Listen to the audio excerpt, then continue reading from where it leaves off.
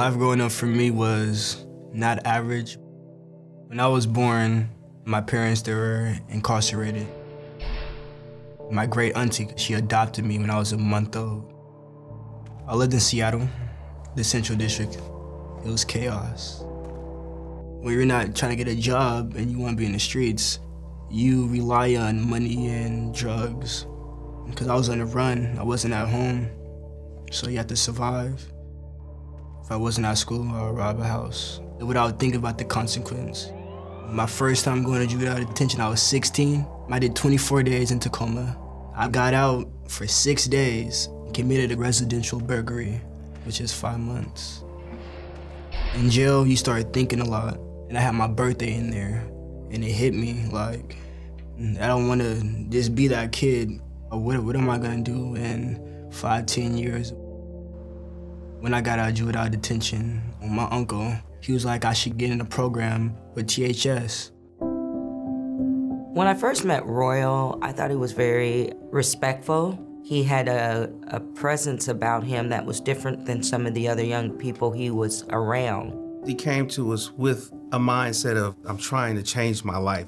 That kind of set the tone. When I first got there, they see what I needed help with, what areas I was struggling in. What we try and do is just customize a portfolio for each of our youth, whether it is counseling, housing, education, clothing, transportation, really understand the needs that an individual may be facing, which is stopping them from being their healthy whole self. The key is, what's your destination? Where do you want to go? Where do you want to be? Then we start looking at, okay, what kind of a game plan can we put together for you?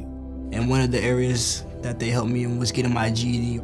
Getting his GED was his idea. This is something that he wanted to do. My counselors helped me set goals for myself, and they got me a job through the YMCA, a youth prevention suicide group. Part of the program was you learn how trauma affected the youth. And I think the most important thing that he brought to the table was life experience, so he could understand. I like being with kids, seeing their smiles, helping them. I was like that at one point, needed help. I could just see his shoulders rise, his chest stick out. That's a beautiful thing.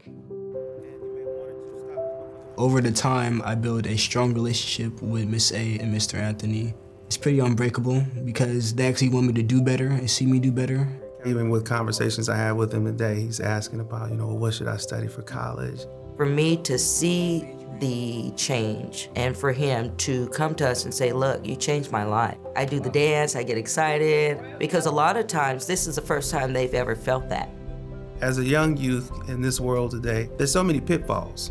And if there's no alternative for these kids, nowhere for them to go, it's easy to just get trapped. And so with a kid like Royale, we give him the alternative. It's a beautiful thing. It is a beautiful, beautiful thing. I'm just thankful to be connected with an agency such as THS because they don't just listen, they actually get out and do. For kids to have these alternatives makes a huge difference because they come asking, I need help with the resume. I want to go to college. I need a tutor. If you got something that's working, continue to make it grow, continue to feed it. There's thousands of kids out there who are young Royals in the making. Doing the right thing is not ever gonna fail you.